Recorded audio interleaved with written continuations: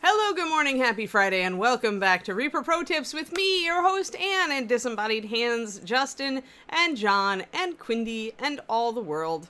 Hello, all you disembodied hands out there. How are your disembodied hands doing? My disembodied hand, not so good. I have, I've repetitive stress disordered the tendon in my thumb. It's very unhappy right now. So I ordered a brace for it. Because I had managed to lose my last hand brace.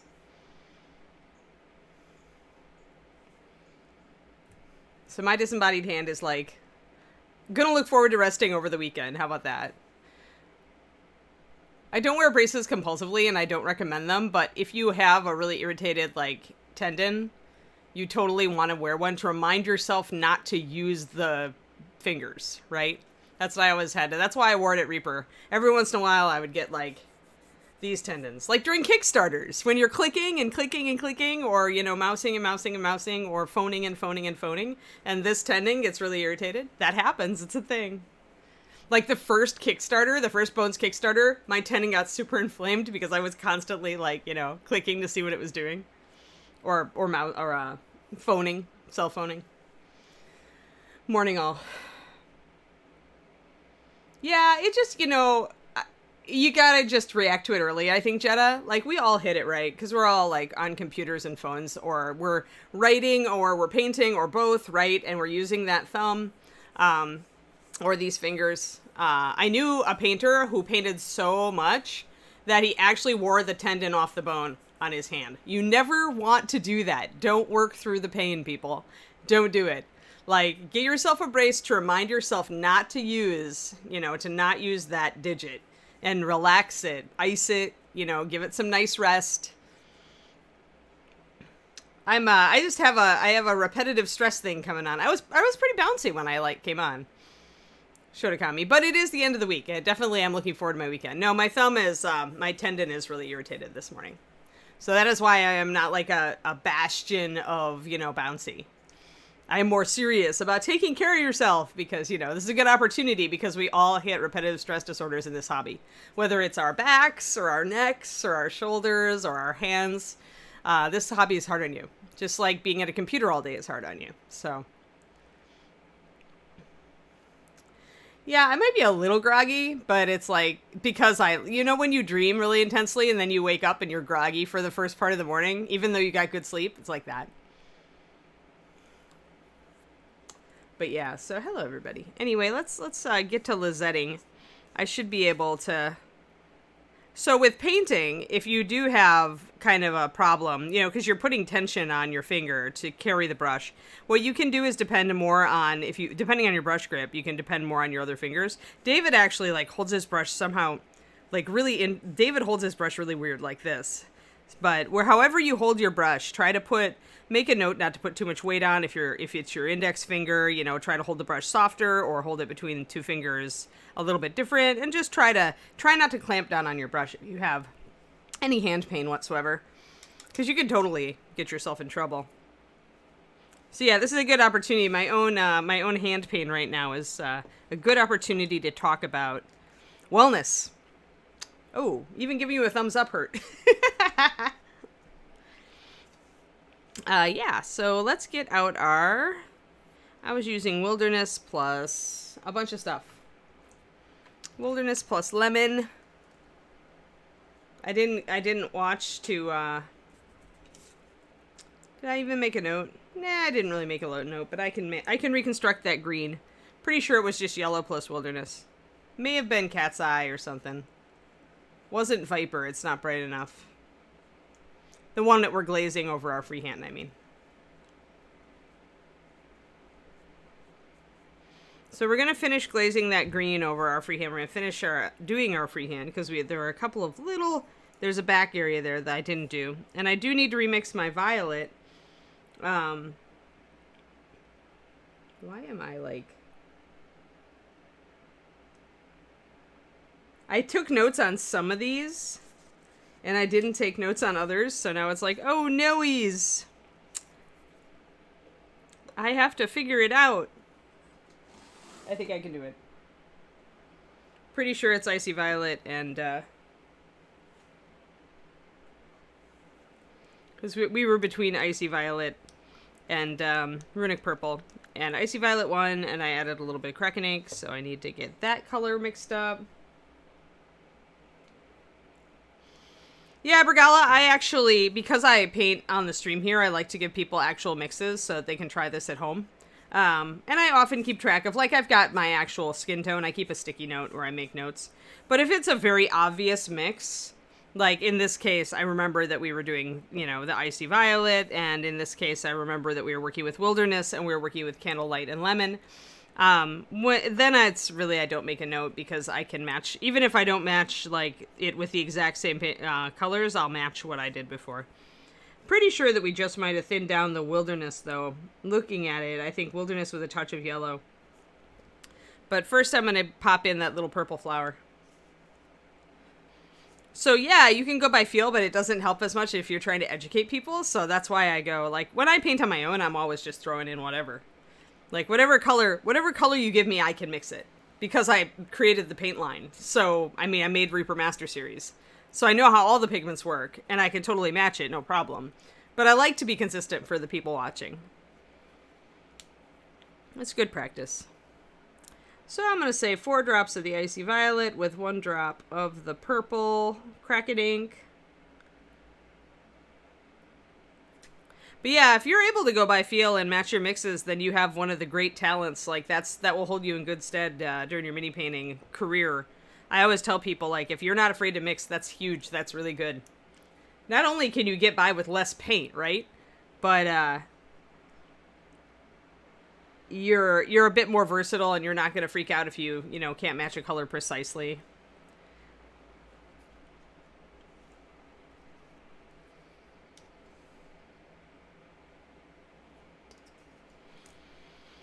We are definitely happy it's Friday. Actually, I'm super jealous right now because David is going to see a house this morning. He already left.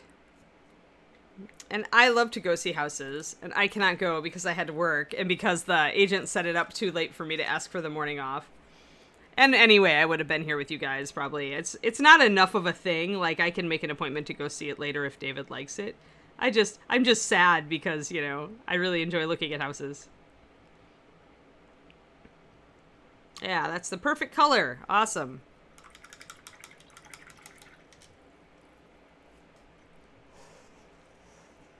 Let's see here. Let's go. There we are. There's our pretty lilac. It's kind of a lilac color, don't you think? I want to put this purple in over the flower because that was the whole point of this exercise. We want to repeat colors over the surface of the model. So I want to get that purple blocked in so I don't accidentally forget and glaze green over it. So I really wanted to have some touch of that purple down here. And because it is so small, we may find that we need to make it a little brighter. Maybe use some clear purple. We'll see. If I don't color it very strongly, then it's going to stand out a little bit more than the vines around it.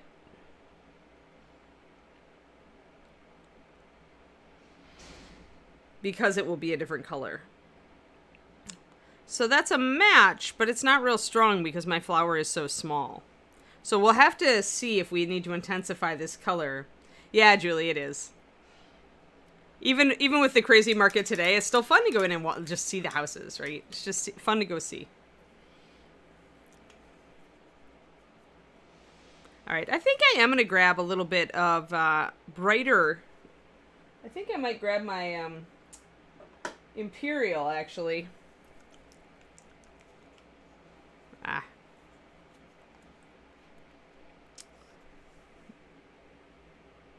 Because Imperial tends to be a little bit more on the blue side. It's 9023. It's one of the original purple set. But it is brighter than the Kraken ink and the Icy Violet. So, yeah, finding a house is the first step on getting a new doglet. getting a new puppy. So we're looking for a doggle-friendly house.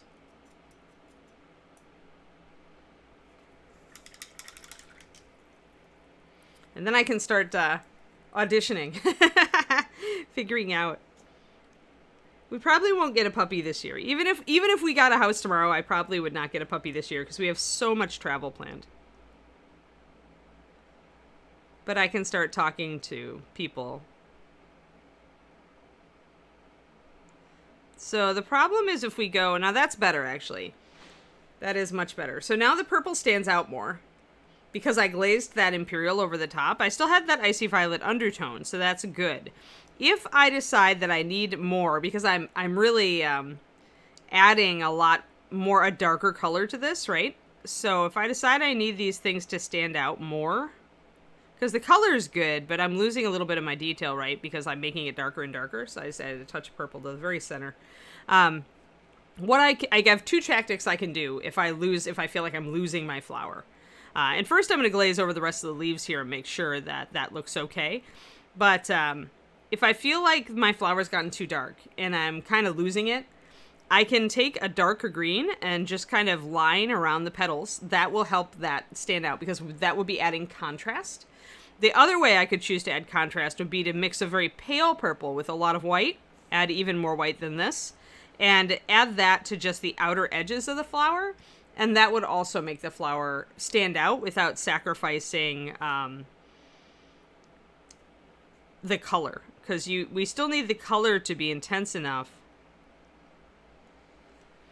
for it to really, for you to see it. This is the difficult part. The difficult part of making colored freehand is that smaller you go, the brighter the color you have to use. So now I'm going to get out my yellows and my wilderness green, and we'll mix a color that'll be close to our foliage color here, and we'll continue our glazing. So lemon yellow.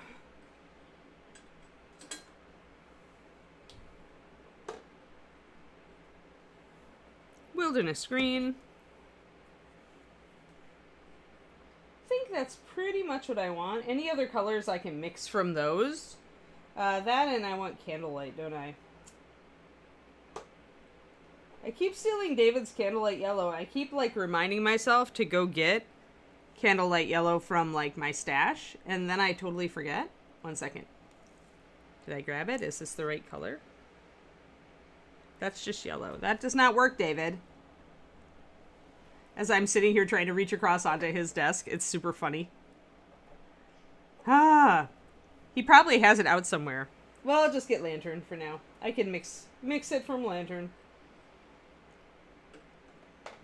Which is probably why I didn't put it in my drawer. Is that I'm like, I can just mix it from lantern. It just happened to be what we were on.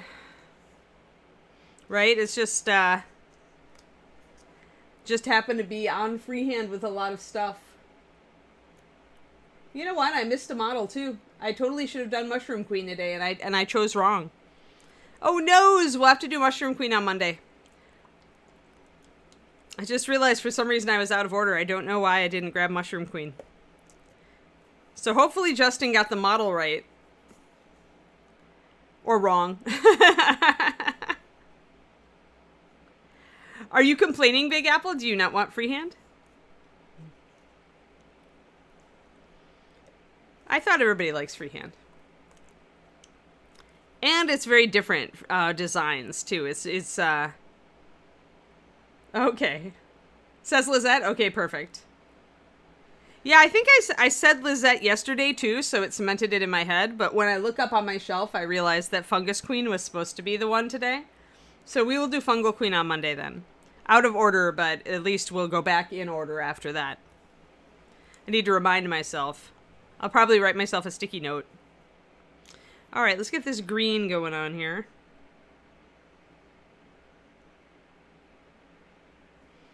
Pretty sure it's wilderness plus lemon. Lemon yellow is just a fantastic highlighter for greens because it's the cooler of the two yellow pigments. And by cool, I don't mean, you know, awesome. I mean temperature-wise. Cooler yellows make better highlighters for green because they work better with the pigments. Yeah, that's about right. Here, let's move this. There, you guys can see that pretty color. It's a very good foliage color, and that's wilderness green plus lemon yellow. It's probably also going to cover really well, which is normally a bonus, but unfortunately is not a bonus right now because I'm glazing it over freehand. So I'm probably going to grab a brush full of it now that I've mixed it, move it over to a new well, and add a little bit more water. I don't want to thin this down because I might still want to use it for highlighting today. But I need a little bit of a thinner version to do this freehand glaze.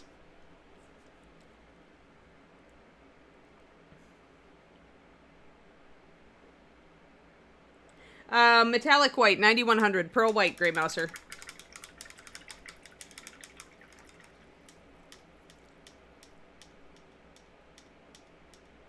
Oh, nice, Twisted Oma. Shake them up really well, depending on how long they've been sitting. Maybe add a couple drops of water to them. Like, if they've been sitting for, you know, more than 3 years, I would add about 10 drops of water to each one and shake well. And if it feels really thick, then 20 drops of water is not out of line. Directly to the bottle. So we're going to grab that light green we just mixed, and we're going to paint it over our white lines, our underpainting.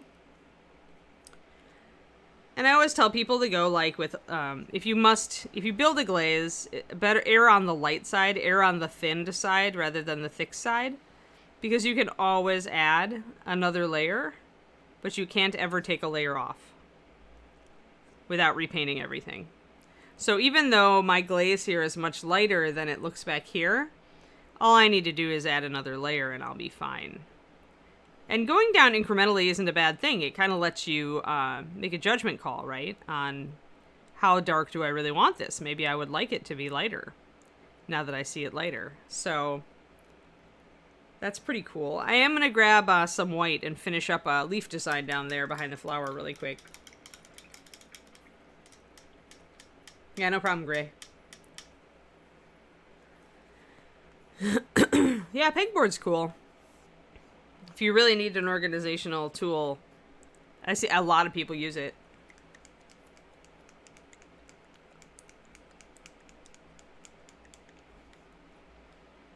Alright, get my white out here. Let's finish our little leafy design. Now, one thing I won't do, and this is the interesting thing, right? You know that on dark or medium surfaces, I always use white to underpaint my design like I did down here, and I'm going to continue to do. However, when it comes to putting maybe a freehand flower and leaf cluster back here on the bottom of her hem, I won't do that because this yellow is already too light. So for contrast, I'm going to use wilderness green back here and highlight it manually. So when you're working on a design over the top of white, then you reverse it. I don't always use a really dark thing to etch in my freehand, although you could use brown liner, thin it down. But you do want to use something darker instead of with the underpainting with white. The underpainting with white is just nice because it's so hard to get some colors to really cover well and look crisp over dark colors. Like yesterday when we were working on the laces, a lot of you may have missed it, but on my own channel on Thursdays, I've been working on Templar. So yesterday we were working on these fine laces at her throat, and there's a texture there on those cords. So in order to do that texture, like when I just tried to put the red over the top of the dark cords, it just didn't show up. Like there was no way. I would have had to build it up and build it up and build it up. It probably still wouldn't have shown up. So instead I did the underpainting and it worked. So that's the thing, is when you're working with some colors over dark primer or dark base coat because you're trying to get something to stand out, so you've lined around it or you've painted it with liner, going in with white and then going in with your brighter color is going to be a lot more successful.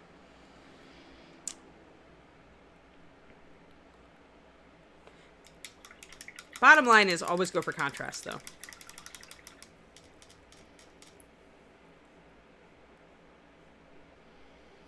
I do like this model. I think she's turning out really well. So I'm going 4-to-1 with my underpainting white, which is a bit strong. And we'll see whether I like it.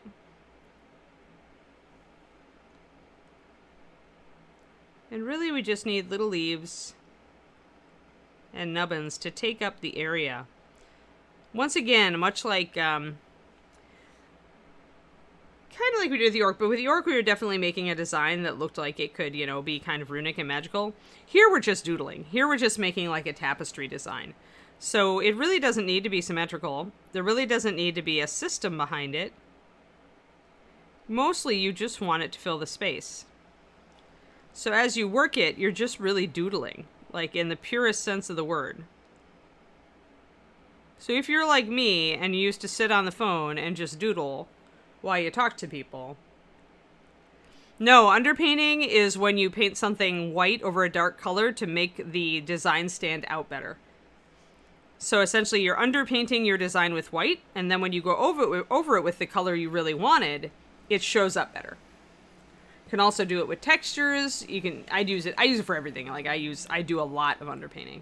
So when you want something to stand out, like if you're using a dark primer and you want something to stand out really brightly, like you're using a little like red accent, like if I wanted a red lining, like a red trim on this dark bag, I would paint that red trim white first and then do red. Likewise, if you're doing like a dragon and you say you've got a dark red dragon and you want its underbelly to be that light beige color, underpaint it with white first. If you want really bright yellow-orange eyes on a monster, underpaint with white first. Underpainting is a technique that comes to us from traditional painting, war shadow. It comes to us from oils and canvas. It was because oils are so transparent unless you add white, and you don't always want that. Sometimes you want that intense color. So the way you get that with oils without adding white is you underpaint and leave white on the canvas so that when you put that bright color over the top, it's really, really bright.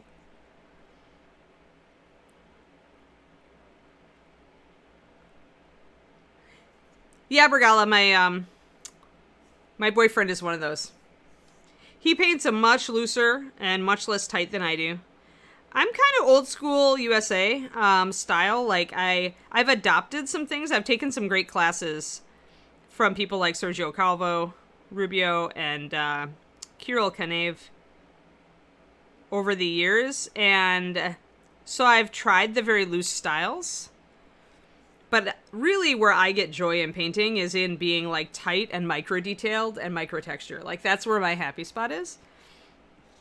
But my boyfriend, David Diamondstone, he does a far more European style. And he will just go at it, block in light and shadow, and then develop it from there. And sometimes he'll use colors that then he'll knock back or wash out or intensify. So he very much has that European loose. He took a class with Alfonso. Alfonso is one of the people that moves in the way that you are talking about. Yeah, I mean, underpainting is just layering. You're just putting down, you're using it to bring out a design or a crispness, though, war shadow. So underpainting isn't like smooth blending, but it is layering because you're laying down a wet over a dry. Layering in its truest sense of the word just means a painting technique where you lay down a wet paint over a dried layer, as opposed to wet blending or two-brush blending where you are working with two colors that are both wet.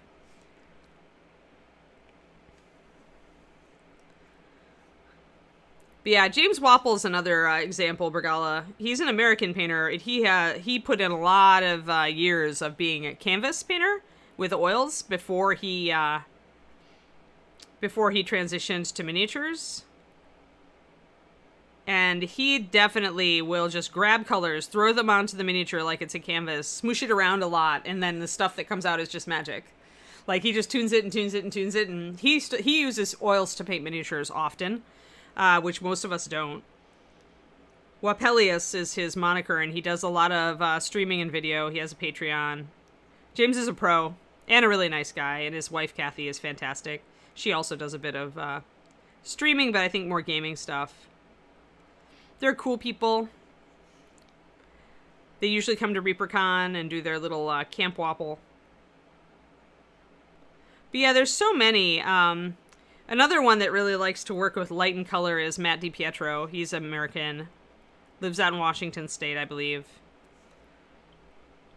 And he's got a looser, more inspired style that depends heavily on color and light interaction. My style's more akin to like Kirill and the Russian style in that I love clusters of tight detail and texture.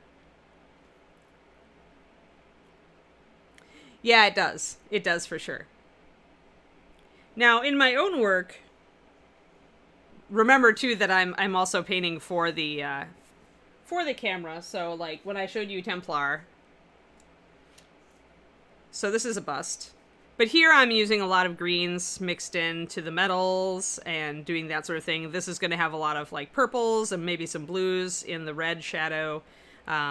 So I do that, but I like a more naturalistic paint style. I find that I experimented a lot when I was younger with saturated shadows. Like I really like to use purples to shade greens.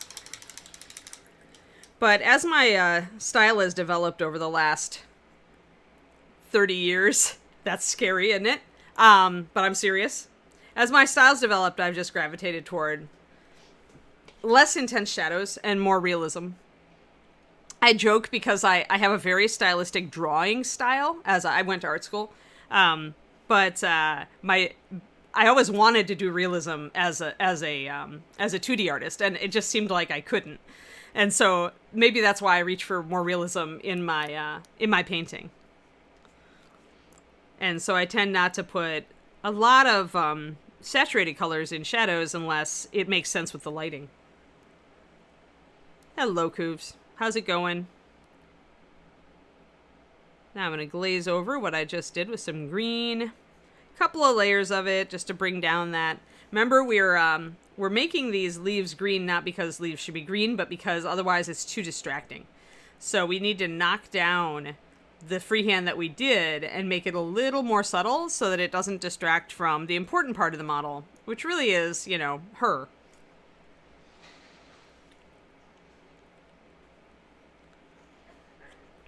For me, realism is, realism I've had to really try for. And I love the faces that people like Darren Hahn do, like the really, really realistic faces. So I was working on learning that. I think that no matter what style you like, there's always more things you can learn. And I always tell everybody on here that you should study different painters, different miniature painters' styles up on Putty and Paint or wherever you want to look for them. And try to duplicate, like every once in a while, try to duplicate what they're doing. There, we knocking that back down a bit more. I'm liking this now because I want it to be visible, but I don't want it to be overwhelming. So I'm liking this a bit more as I glaze it down.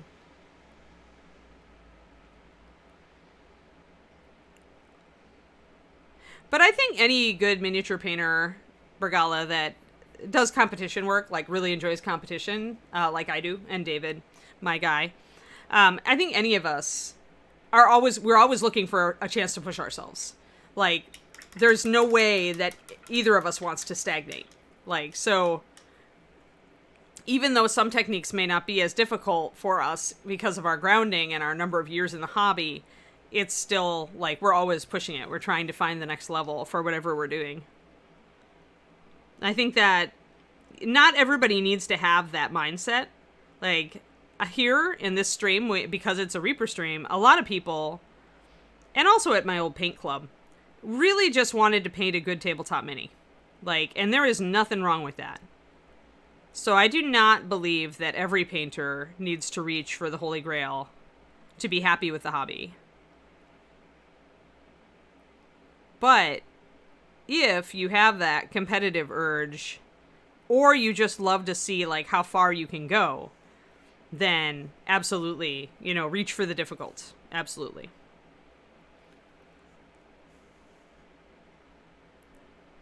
Hello, Road Dog. Yeah, thanks.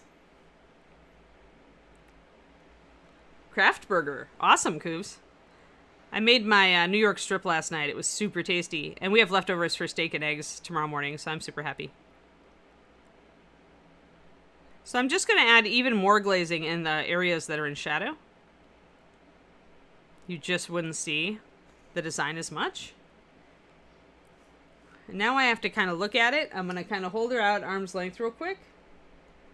And I think that's good.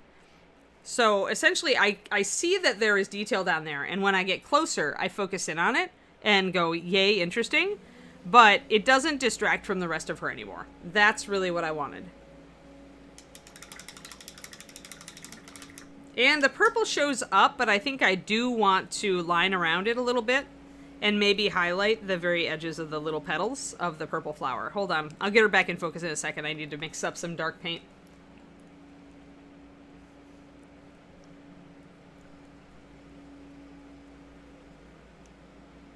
At that point, it's like watching a magic show, Big Apple. And to be honest, the things that I talk about, though, Big Apple, things like contrast and using and underpainting and doing that, that's stuff that can help your tabletop really a lot. Because if you want a tabletop mini to look good, it needs high contrast. You may never do fancy freehand, but you should understand like the principles of contrast and how you can use underpainting to make details stand out, because that sort of thing still helps your tabletop miniature. Like if you have a model that you've pretty much speed painted, but it has some nice detail on the face or somewhere that you want to bring out, using underpainting is a really good tool. And making sure that you have picked a high contrast paint job is going to make your models look better on the tabletop. Just out the gate, even if you only base coated them. Yeah. So it's like people have this misconception sometimes that advanced techniques are advanced and never should, you don't need those at all for tabletop. But in reality, if you adapt them in the places that matter, they can really help your tabletop. And then when you do have a point where, say you've got, you've been running a campaign and you have a big final boss who's important, then when you want to do a better job on that final boss miniature, you have the tools to push it. Hey, love, how's it going? Long time no see.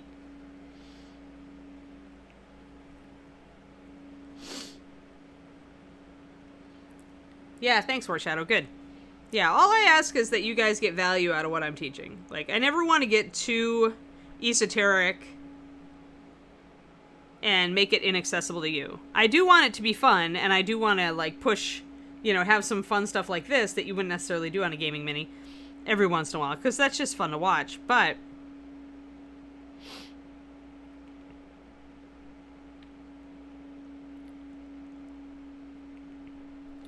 usually, even if we're painting for the tabletop, we want people to go, oh wow, when we put that boss on the table.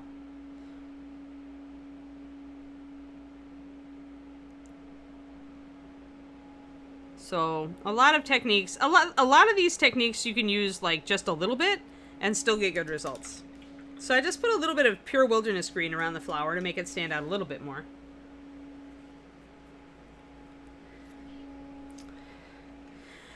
Yeah, somewhat. When you do what you do, Bergala, where you paint with glazes, Zenith makes a lot of sense. But many people use it and don't understand that to get the most out of the Zenith, they've got to paint with thin layers, because otherwise you're going to cover it up.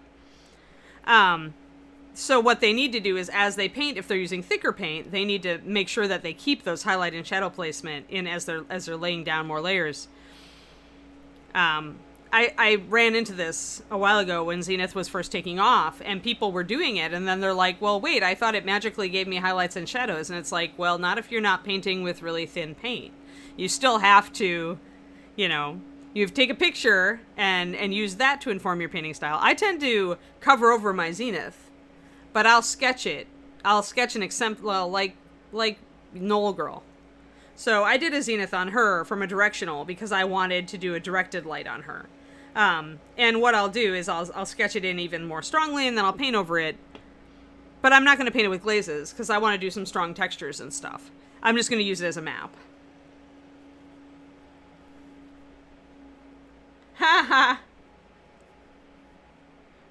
I think pre-painted is a waste of money for the quality you get, Big Apple. Maybe that'll change as 3D printing gets better and better. I'm going to mix up some of my clear, or my Imperial Purple with a little bit of this white and get a lighter lilac color to hit the edges of these petals.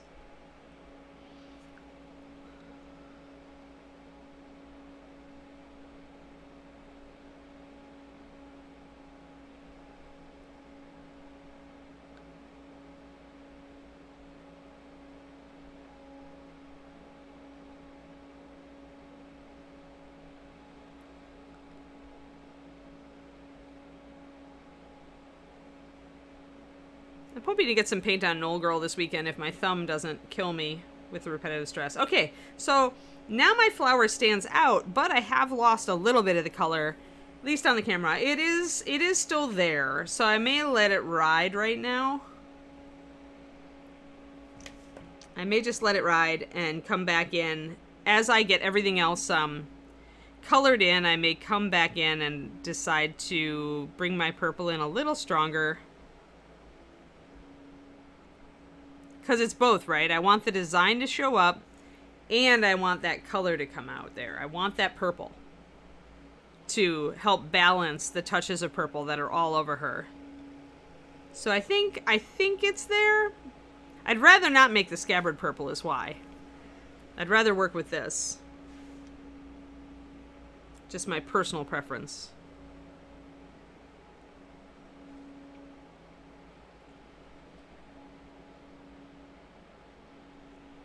There we are.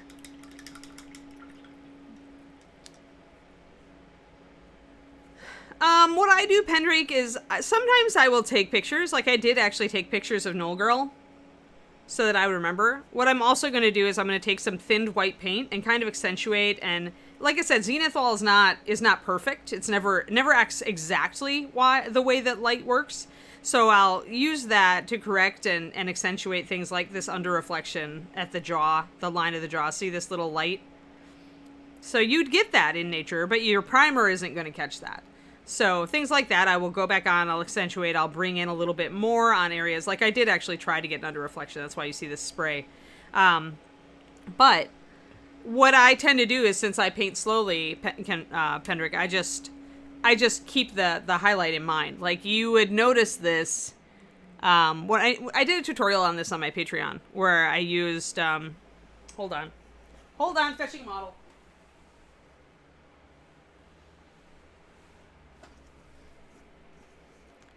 So you don't have to worry about it if you remember that over the white part, you paint your highlight. Like if you block in, if you use your this paint job, the Zenith, to just block in highlight and shadow, like you wherever the black is, you put your shadow color. Wherever the white really strongly is, you put your lightest color. And then you put, you have your midtone between the two. Then essentially you've just recreated your Zenith. You're just using the triad or the pentat or, the color range that you're actually working with. So the key is not to base coat the whole thing. The key is to actually paint in your highlight, shadow, and midtone right all together while you've got that Zenith in front of you. And if you need to, if you feel like you don't have quite the level of expertise to get it quite right by gut, then do take pre-photos so that you remember where your highlights actually were. And that way you always have that to refer back to.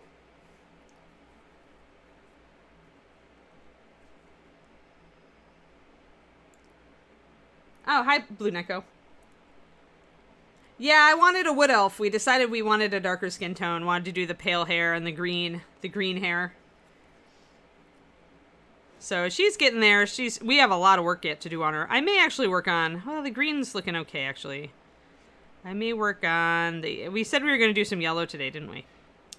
We can do that now that I've got all that mapped in. The other thing I can do down here, and I don't know if I want to do it right now, is I can highlight these vines and shade where you can see the shadows, like where the creases are. And one way I can do that right now is I can actually do that. I mentioned that I really like to shade greens with purples. And it's not garish if you do it with subtlety. It just adds complexity. So I've got this Imperial Purple right here. I'm wondering what it will do if I just brush it over this shadow here. It's quite thin, so it's not going to be very overwhelming. And as a glaze, it probably needs to be built up a bit. I'm going to put a bit of it back here as well. But you can get some beautiful complex shadows by doing this sort of thing, by using a different color to shade.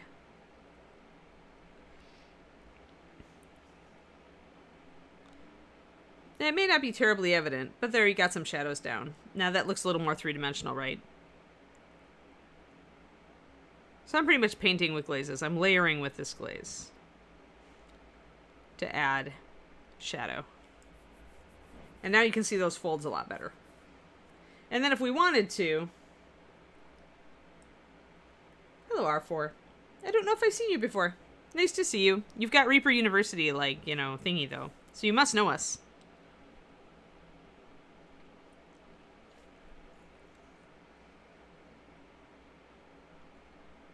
I'm just going to add in a little more purple up near the top, which would be a shadow. You can see that purple right up there. Purple does make a wonderful shadow for green. So just put that in your little, like, mental brain, you know, storage case. Your RAM. Put it on your actually mental hard disk. You don't want to forget that one.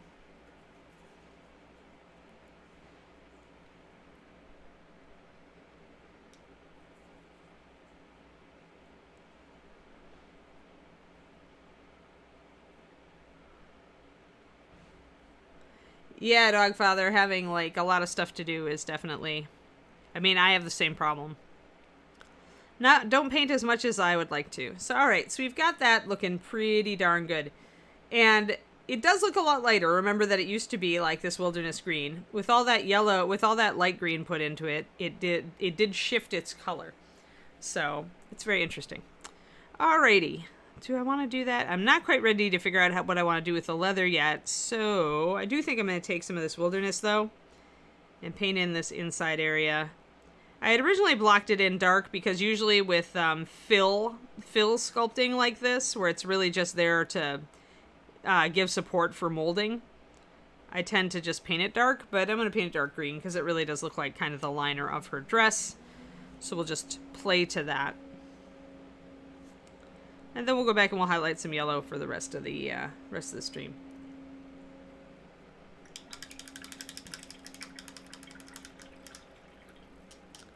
Alrighty, fun. Now I do have the ability to highlight and shade my purple. I have already built up those colors, so I could also throw some shadows into here.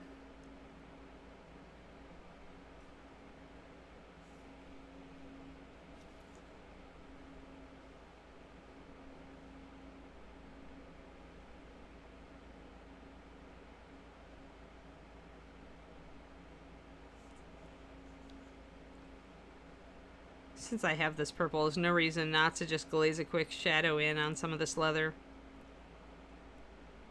That way I won't have to worry about it in the future. Makes it stand out a little nicer. Alright, let's get some of this back of the model figured out. Let's get our lemon yellow going here.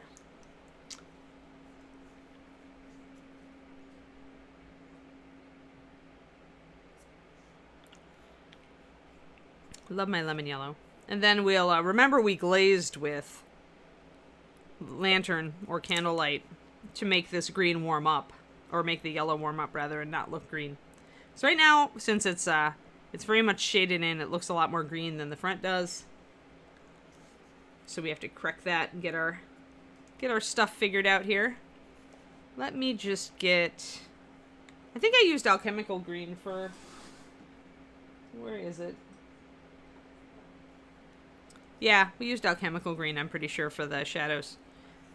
With some wilderness. So I'm going to get this color out, just in case I need to re-accentuate some shadows.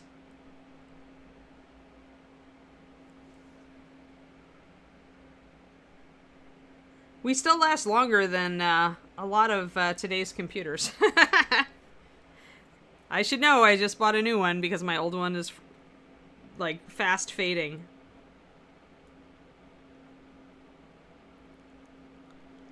Alrighty. Got some of that alchemical green, which is a really nice bright Pathfinder green. It's a little bit darker than Moth, and it's darker than Dungeon Slime. It'd make a great shadow for Dungeon Slime. Everybody's favorite. You can see those are a good contrast level for that.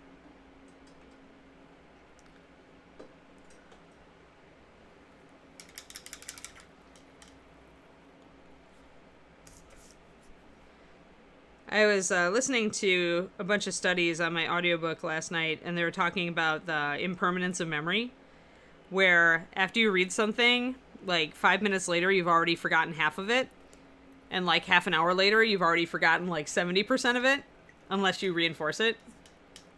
Which explains why I listen to these audiobooks over and over.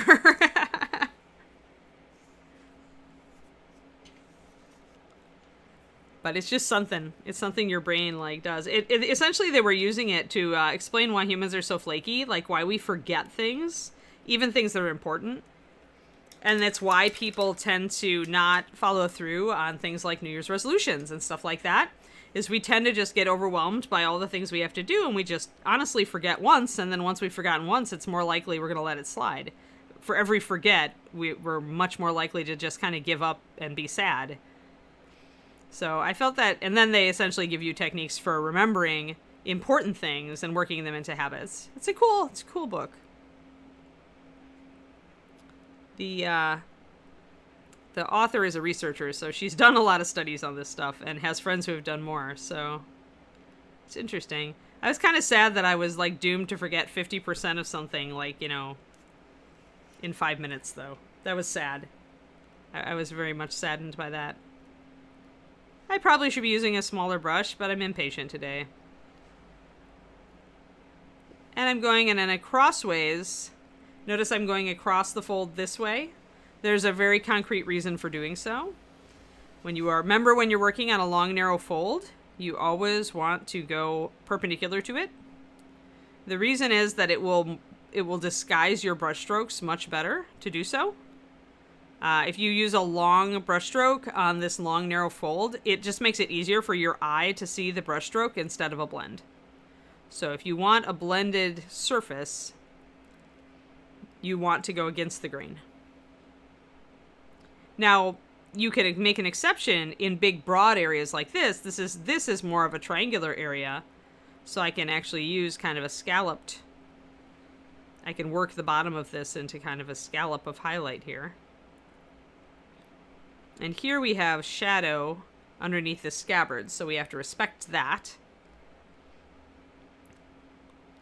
And there's also an exception for little tiny folds where you really don't have the room. See how this is just a thin line of a fold? So for little tiny folds, you can go vertical. You can go in line. But then once you get down to a broad enough area, you should try to mitigate by using a broader stroke at a different angle.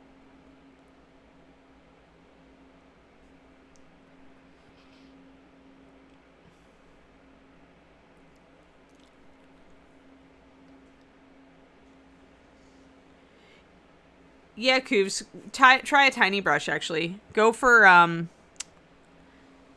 Reaper 010 or a DaVinci Maestro size 00, or the Winsor Newton Series 7 00, or the DaVinci Maestro triple. Tiny brush here, Series 10. Tiny brush will help give you control. And then go back to your bigger brush and work with it. But for developing control, I feel like it really helped me to switch to a small brush and then work my way back up toward bigger brushes. Once I had the control from the smaller brushes, I was able to adapt better to using a larger brush and how much I had to unload it. Because now I can do anything with this big old monster. But when I was really starting to try to get good, it certainly did help.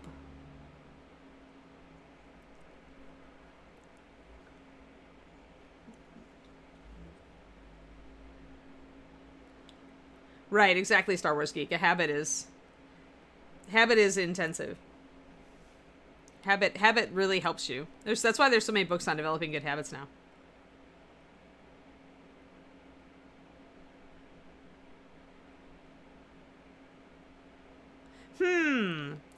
Try doing an initial wet blend, Coobs. Like on ogre skin and big things like that, I really do find that wet blending at first, like wet blending your first layer of shadow, midtone, highlight, and then layering can help. But yeah, you may want to go to a small brush. There's absolutely nothing that says you can't use a small brush on a big figure. I mean, look at the people who paint, you know, Maldekar with a size 1, or a size 0. But yeah, try a wet blend. But I mean, definitely, I would say, just like I have a variety of sizes, just sometimes you're going to be frustrated with the brush you're using and you're going to want to swap. And so having those other brushes, the smaller brushes, the medium brushes,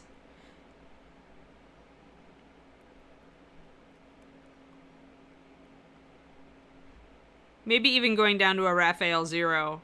Although the 8404, I mean, the 8404 has a lot of body. It's not even as narrow as mine. So it should be giving you, like, a body. But do you mean your paint consistency control? Like, when you say control, do you mean you're getting too much paint? Like, your paint is kind of too much on the brush? Or...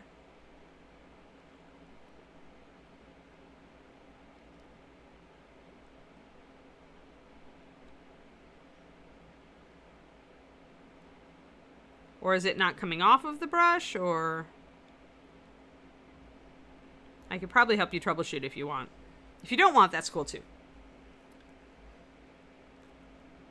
Quindy. We don't know anybody who would do that. Nobody. Let's see. I'm going to bring in this alchemical green again. We have to be careful with these shadows, though, remember.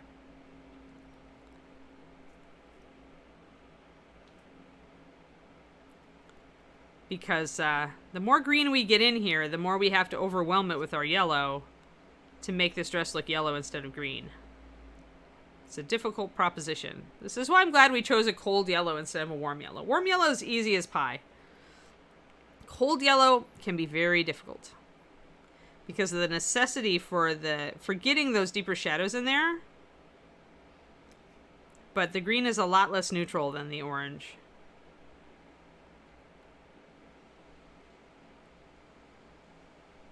Or mustard ochre. With an orange or an ochre, you can always take it toward brown and get it very natural, and it still looks yellow. But with this, with the green shadow, it's a lot harder. I think I want, actually, to darken this down. Where is my bubble wrap? Let's do this. Yeah, that's going to make it better. You guys can see better what I'm doing now.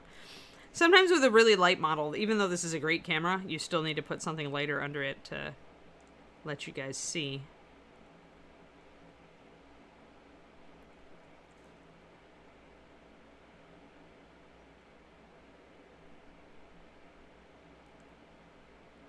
If it's soaking up, quote unquote, a lot of paint, then you're thinning it a lot. But I don't know that you're thinning it too much. The problem is when you're using thinner paint like this and you're using this big brush, you've just got to unload it a lot. A lot. And you're going to feel, often, if you're like me and you're impatient, you're going to feel like that's a waste of time.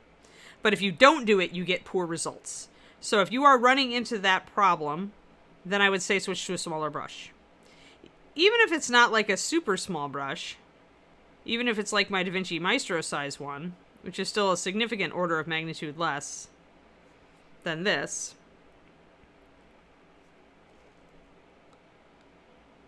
But you'll find that you don't need to unload tiny brushes much. Now, if your paint is thick, like what's your consistency, Coos? Like how much do you normally thin? Or are you using a wet palette and so it's hard to tell?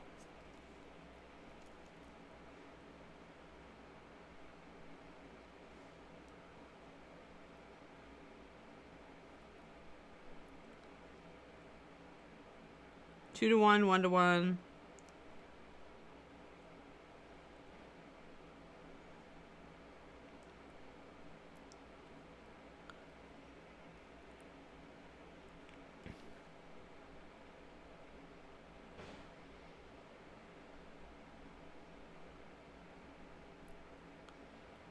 Just trying to get a little bit more light at the bottom edge of this, because as the dress flares out, it will catch the light around the bottom hem.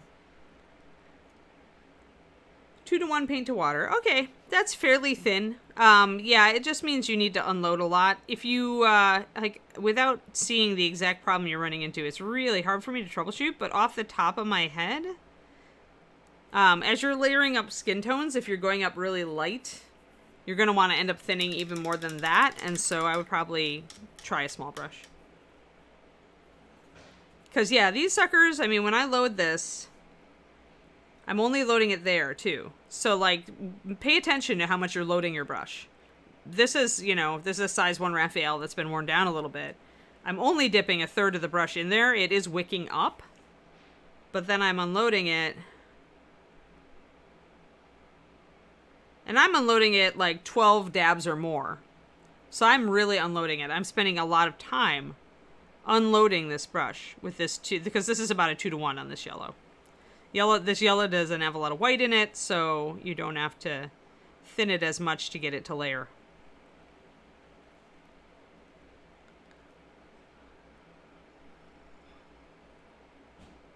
Oh, David is back. I'll hear the verdict on the house. Do you like it or don't like it?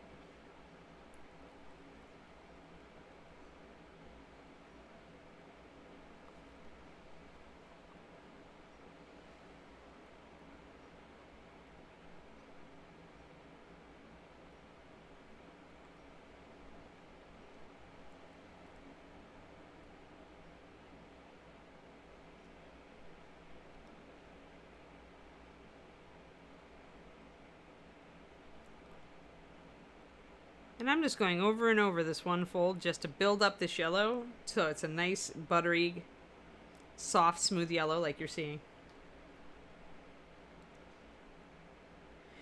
Carrie Michael, we saw a house the other day that had my dream kitchen. So I am having a hard time looking at any other kitchen. This house is like, it's above our budget. Like, we went to see it because there was a chance that the seller would come down on it. But, oh my gosh. Like, oh my gosh. Dream kitchen. Serious dream kitchen. Huge island in the middle. Drink cooler is separate. Beautiful fridge. Gas range with like a central burner that you can outfit for wok, you know? Stove is Italian, super high-end chef quality. The hood is amazing. It's just like, and now I just had to get that house out of my head. Like, I have to get that kitchen out of my head because, oh my gosh, they had to pour money into that kitchen. No, yeah. There are also issues with that house is the problem. But that kitchen, like, now I know what to aspire for. Like, oh my gosh, that kitchen. Seriously. And you know I love to cook. You guys know that how much I love to cook. So for, you know, if it's just that the rest of the house, you know, there are many things that aren't ideal in it. I wish that I could just take that kitchen and plop it down anywhere, but in these smaller houses, you often just don't have room for it to just do a remodel. But oh my gosh. Oh, so good.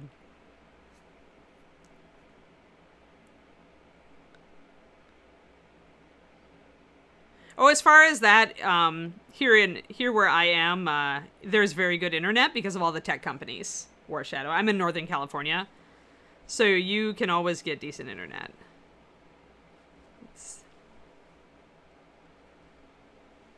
So we don't really have to worry. We pre-check, like on any house that we look at, we pre-check to make sure, but there are many computer nerds in this area, and they all want really good internet. So the internet companies have a vested interest in giving them what they want. Yeah, I think so too, Shotokami. I think the Bones USA is really, really good. This is my first Bones USA to paint on this show, and I'm really enjoying it. It's very high quality.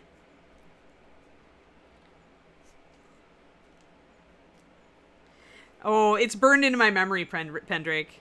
The kitchen is burned into my memory. And now I must, like, You know, I just, yeah, that stove. That stove. So amazing. I spend a lot of time in the kitchen every day because since the pandemic, we've gotten in the habit of cooking every day, and I do a lot of the cooking. So it is very important to me to have a kitchen that I like. Like, I would say my two things are kitchen, backyard, and a room that we can purpose into a good painting room, right? But I love a nice yard too. And obviously I want a dog-friendly yard, so that's important. So I want at least enough yard for a dog. But yeah, the kitchen is so important for me. Oh.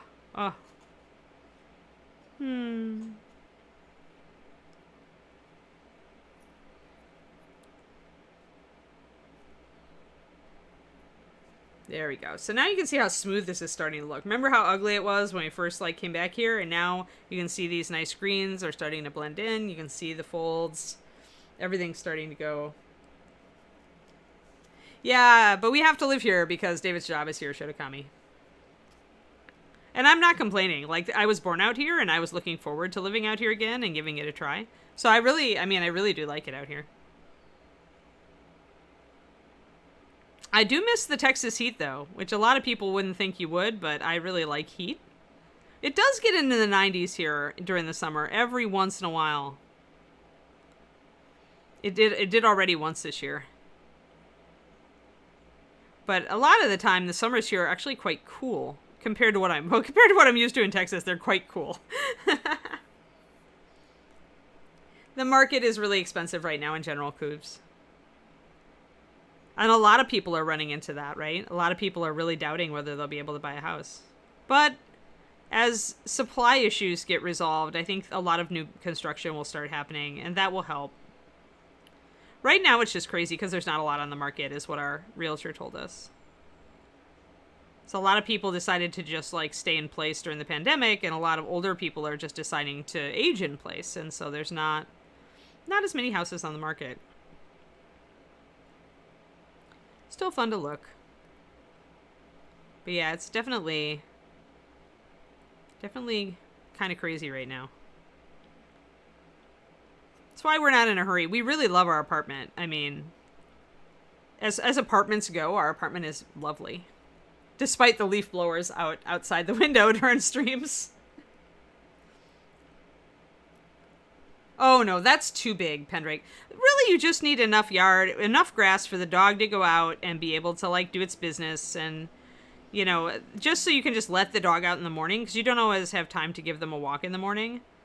I had to walk Kiri here, but it meant I had to get up a lot earlier, and that's not really the best tactic for my body and my brain. I definitely have a certain biorhythm. So if you can just wake up and let the dog out in the yard to do their business, and it only takes 5 minutes instead of 20, then you're good.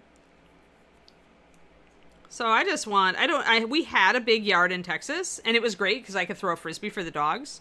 But often here, it seems like there's a neighborhood park where you can do that. So yeah, we had a 70-foot yard back in the old house. Oh yeah, everything's going over asking price right now. Yeah, I'm sure the realtors are super happy because their commission is really good. It won't last forever.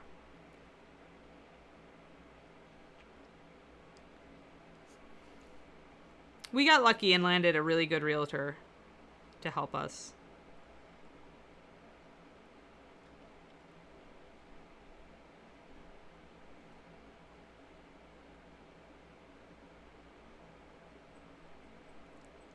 There we go. So that's looking nice. I'm actually really happy with how that yellow's coming up. Hey, Maharoon, thanks for the raid. It's good to see you. We are painting yellow today. We started on the stream by doing that freehand up there, finishing out our little bit of freehand on the front, and then I realized I hadn't tackled the back of the dress at all, and in order to do freehand back here, I needed to get all this highlighted and shaded. Yeah, that's another thing. The interest rates are definitely helping with, because everybody wants a house, right? Everybody wants to buy while the interest rates are really low. Yeah, Bergala, we've run into that a bit. That's our realtor also has been like kind of grumpy about the things people are trying to pull, right? Ah, yay. There we go, Valandar with the plug for Maharoon. Yes.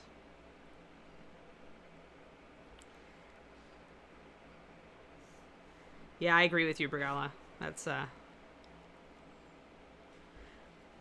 like I said, actually our realtor also has a background in law, so he's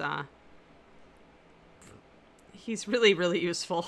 he's also one of those people who seems to like naturally connect to people, and he knows a lot of people and has a lot of resources.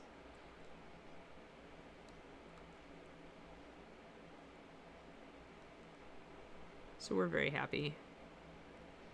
He has so far given us excellent advice. Can't really ask for more. He also was really good at nailing down exactly what we were looking for.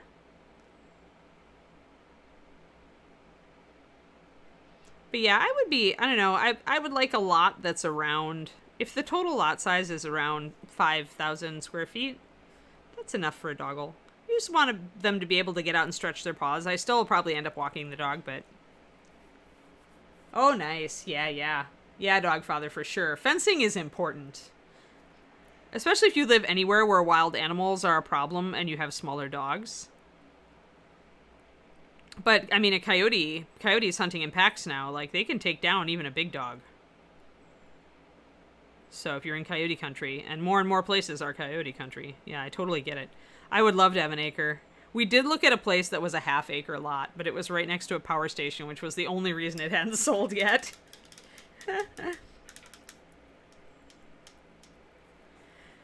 No, because it's plain, I wanted to put a little something.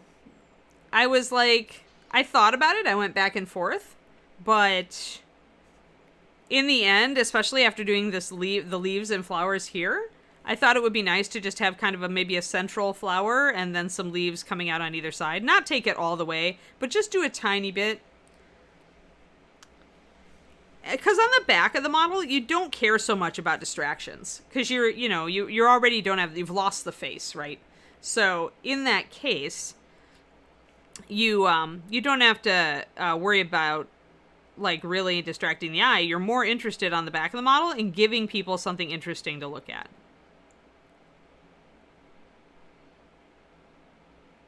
And so in that case, freehand can be a nice tool.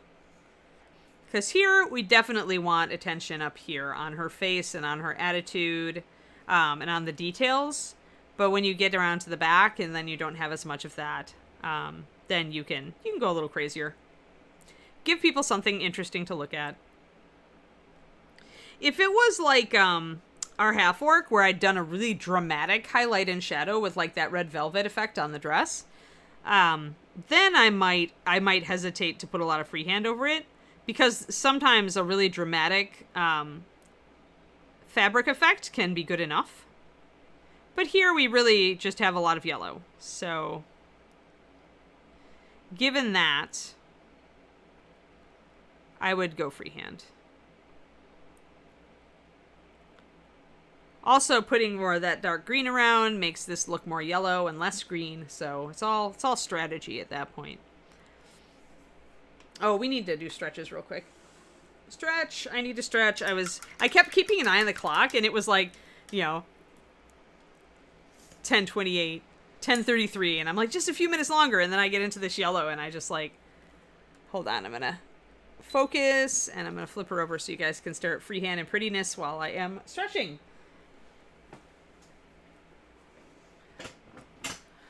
Oh, lordy. I'm so glad it's Friday, guys. So glad. So, if you've been sitting for forever and your spine feels like it's bent into a curve, stand up. Do a stretch. Stretch.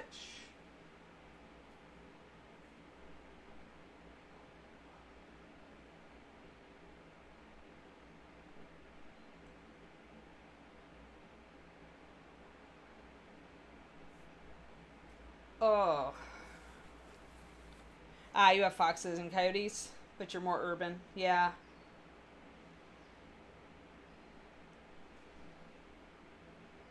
If they roll in the droppings, it's likely deer.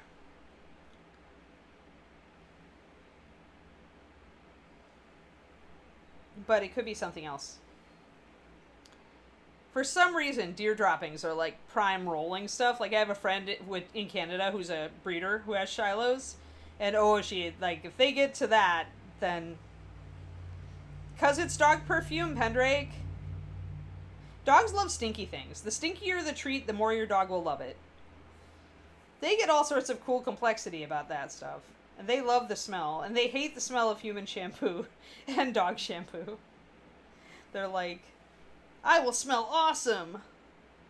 Oh, after the parental invasion last weekend, Twisted Oma, it's going to be stay put and rest. Especially because I have, I mentioned this early in the stream, but I have a bit of repetitive stress pain in my thumb. So I want to rest my hands and not do a lot. Not a deer? Huh, interesting. No idea then, Dogfather. Something, obviously your dogs think it's interesting. Could really be anything, though.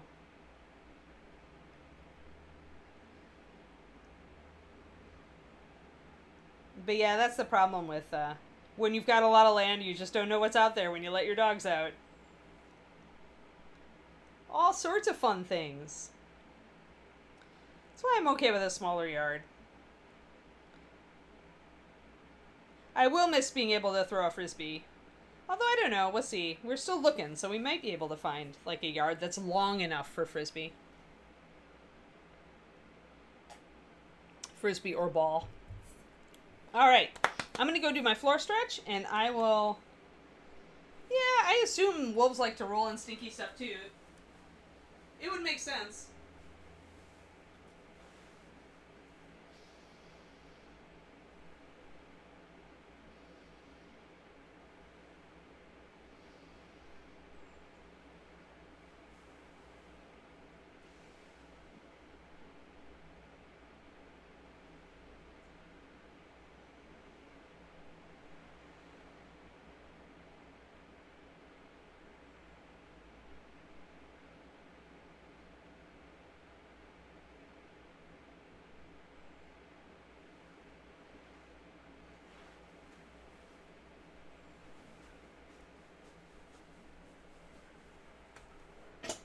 Alrighty. But yeah, I don't know what natural instinct drives dogs and canids to do that, but there's gotta be something. You literally just bathed one from taking them out at lunch. Hopefully they're small. That was one of the houses we looked at had a sprayer and a tub, and it was like dog bathing station. And I was like, oh, this would be good. It's like we just gotta take little things from each of the houses we look at and then construct it. Yeah, right where we are right now, there's a huge park that allows off-leash. It's just a big grassy expanse. But I'm not a huge fan of dog parks. I've had a bad experience with them in the past. Because you can never guarantee what kind of temperament the dogs in the dog park are. Like, you really have to kind of stand back and observe to see how the dogs are acting and if they're good doggy citizens. Our first Shiloh, Leo, he got cornered and pinned up against the fence at a dog park when we went by a dog that just decided to get aggressive toward a puppy. And it was a terrible experience for him. And we had to work on, getting him comfortable with other dogs after that, which was a challenge. He had a generally nice temperament, so it was less of a challenge. But if he had been, at all a more sensitive dog, it would have been bad. And so I really don't like dog parks unless I know the dogs and people in them. Because of that experience. I feel like you have to observe and kind of observe how the dogs are playing. But even then, if you come in with a new dog, you never know. And your dog can have a bad experience, and then that has to be something you have to react to and train against, train around, fix. So I tend to not be a big fan of dog parks. Unless you're lucky and you can get it when there aren't many dogs there and there's, a nice other dog that you know. Yeah, poor Leo. Exactly, right? You just never know. Like, you just never know with dog parks. So yeah, if you want to use one, it's a very good idea to go and kind of sit outside of it with your puppy and watch the dogs playing in it and kind of isolate like which dogs are really laid back and seem very nice. And then when that person leaves the dog park with their dog, approach them and ask if your puppy can meet their dog. Like if you want to get your dog to be, you know, to be a good doggy neighbor, like have good relationships with other dogs. That's a good tactic. And then as you learn more and more of those dogs and you talk to more and more of their owners, if you go a lot, you can then get to a comfort level where you trust your dog with theirs. But I never want to go through that again because it was a big dog and I had to get between Leo and that dog and push it away from the fence. And of course the owner wasn't watching their dog at all. They were sitting on their Kindle or their phone or something. It's the humans more than the dogs. So yeah, I like having a yard. I like taking my dog for walks. And I like it when we can find some nice doggy friends that we trust and know are well-mannered. You should always raise your dog to have good manners.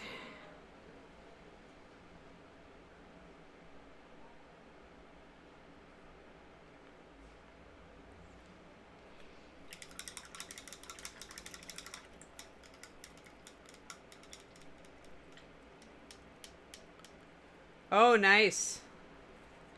Yeah, dog father. Yeah, I can see that. Yeah, there was a lot of that during the pandemic where people desperately wanted pets and they didn't have rescues, you know, got actually sold out. And so they started importing from other countries. Yep. That is actually a thing. And a lot of forged certificates from other countries, yes.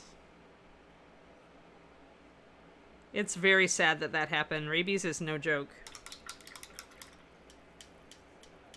Yep, me too. Me too. And that's why I don't do dog parks, Twisted Oma, because the problem with dog parks is that a lot of people who go there seem to be there because they're like, I can just let my dog loose and I'll sit on my phone and, you know, it just means I don't have to interact with my dog. My dog will just play and get their energy out, right? But your dog could get in trouble. Like, there's not always really, things can happen.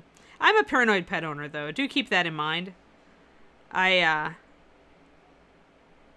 tend to be very helicopter parent about my dog when I'm around other dogs. Now, given that is fueled by stuff like Leo's experience at the dog park, so it's not like I just, like, popped out like that. I've had enough bad experiences that I just feel like I always need to be attentive.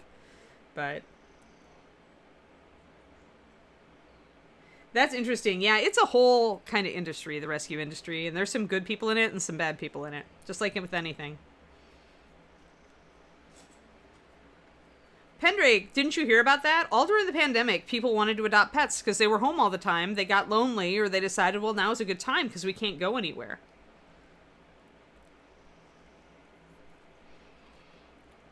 So that was really hard to find any dogs in shelters that were adoptable, and the ones that were there tended to be the ones that were incontinent and really old, or had aggression issues, or would kill your cat, or weren't child friendly, or, you know, the ones with real issues.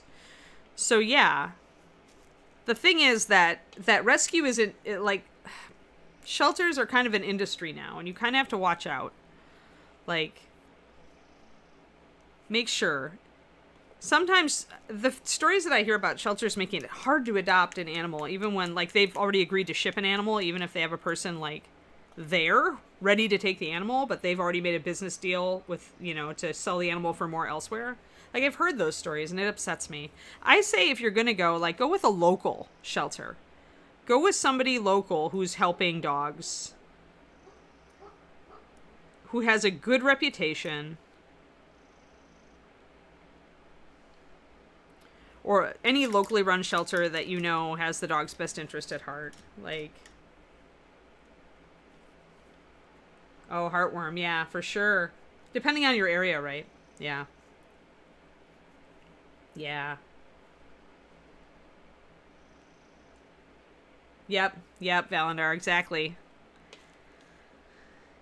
Yeah, there was in North Texas, there's a great Shepherd and Shepherd mix rescue called Good Shepherd Rescue. That's the kind of shelter that I love to support. Because it's a local team, local people, who just love the dogs, who have the land, and the ability to take in and help these dogs and find them new homes. They have dog washing events where prospective owners can come and meet the dogs and help give baths. At least they did before COVID. But so, yeah, so there are some excellent people working in rescue. Absolutely. And I just, when I hear about bad experiences with rescue, I just kind of wince because it gives everybody kind of a bad name. But, all right, so I'm doing just a little bit more shading up here, just doing some real quick, did a little bit of lining here just to test it out. Just kind of tweaking at this point since we're close to the end of the stream. I should highlight this sleeve, though. I got totally distracted by the purple. Purple distracts me. What can I say?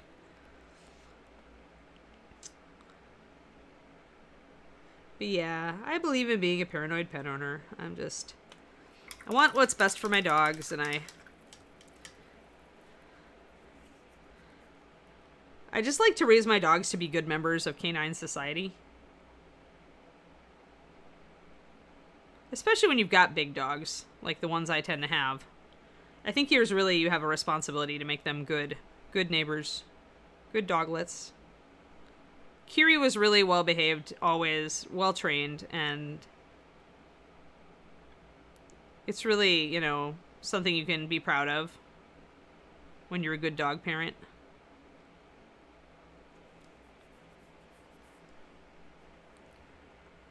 Blue heeler, yeah. Yeah, that's nice, Gray Mouse. They're good. Blue heelers can be like can be a tough breed sometimes too, because they have energy and drive. I was looking into them a bit. But they seem like really sweet dogs. And really smart, really trainable. And I love that in a dog. I like a really responsive dog. Yeah, have fun. Oh, congrats, Regala, on your second shot. I hope it goes well for you and you don't have too bad of a reaction. Mine made my arm really sore. Bye. Have fun. It was nice meeting you, Brigala. I hope we'll see you again. But yeah, I'm looking forward to having a new puppy. Because I've learned so much since I last, since I last had a dog. Like over the last 4 dogs, I've learned so much. And I'm looking forward to having just one dog that I can really spend time on.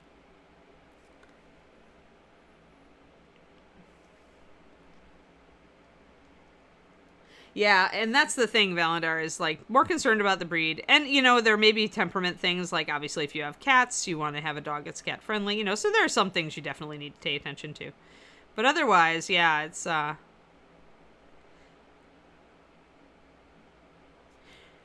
breed is important, like, with puppies, I think, maybe a little bit more because you know what you're getting. But with a shelter dog, you usually also have a pretty good idea. Like, there are definitely things that pop up that you may not know that the shelter may just not have been able to really check for. But usually the shelter has a decent idea of any, like, quirks the dog has. Usually. If it's a good shelter, it will be.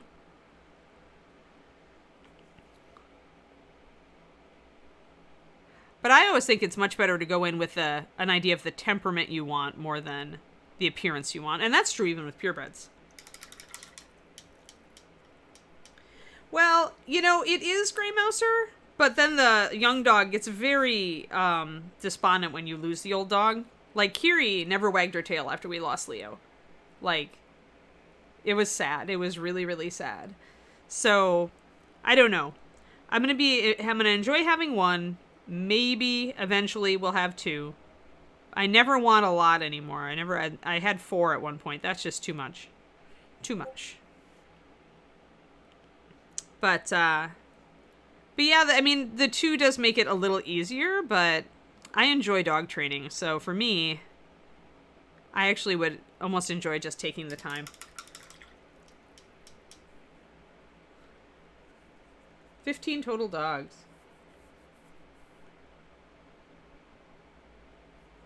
Oh yeah, okay, so what we've learned as dog breeders in my breed is we very much buy into the spectrum idea. You have a puppy that's born, it's born at a certain place on the spectrum of whatever this, reactivity or trainability or whatever. It's born at a certain point. With training, you can slide that dog one way or another. So you can definitely unimprove a good dog, and you can also improve a dog that's more unstable. But you definitely can't like turn like a nervous dog into a absolutely bomb-proof dog. Like there's a limit as to how much you can slide them on that spectrum. I will say with noise sensitivity, I think you can make a little bit of a bigger difference. It is possible to take a sensitive dog and make them a little bit more inured to noise. Depends on other aspects of their personality too, I think. But yeah, I'm so looking forward, guys, to having a puppy again. There, that sleeve's looking good. Yay, sleeve.